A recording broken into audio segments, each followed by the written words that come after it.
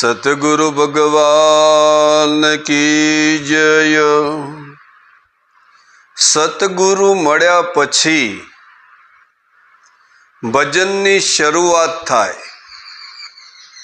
जेना जीवनमा सद्गुरु नथी एने भजननी शरूआत थई नथी। भले भक्ति करता होय अनेक प्रकारनी, पण ज्या सुधी सद्गुरु नथी मळ्या त्या सुधी ए भक्ति में दम आवे एवो नथी। सद्गुरु भक्ति जे स ए प्रगट भक्ति स।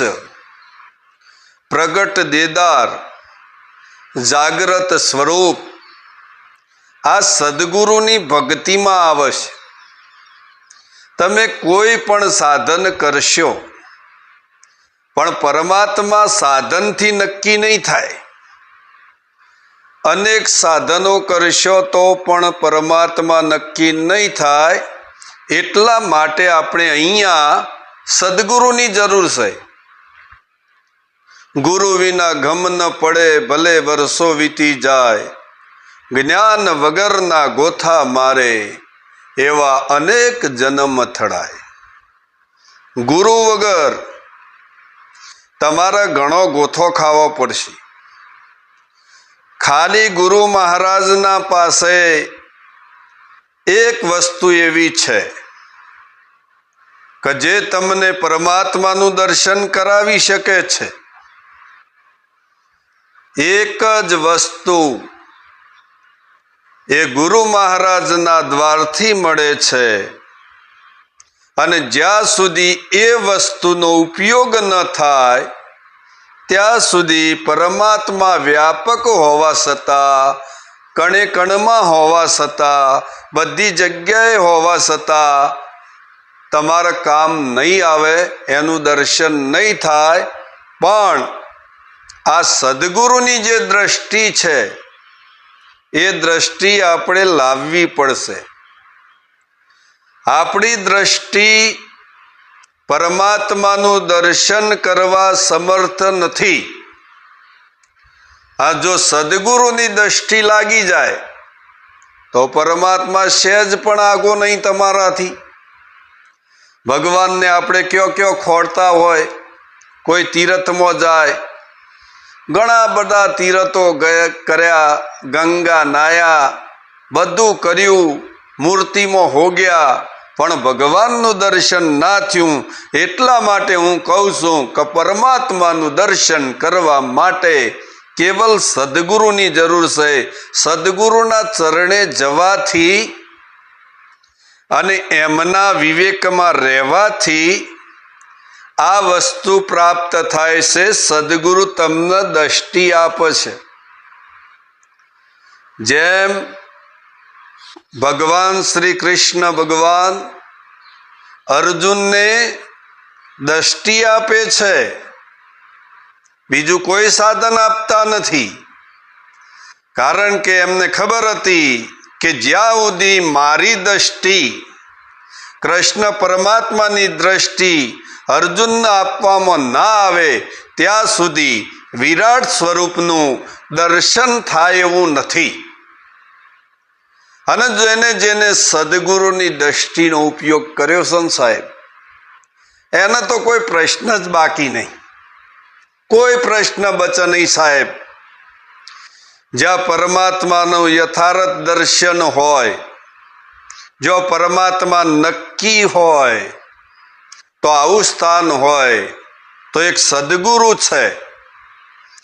आ वारंवार सद्गुरु कहता होय के भाई बीजी बधी वातो ठीक छे, पण पोताना कल्याण माटे तमारे सद्गुरुनी दृष्टिने यूज करवो पड़शे।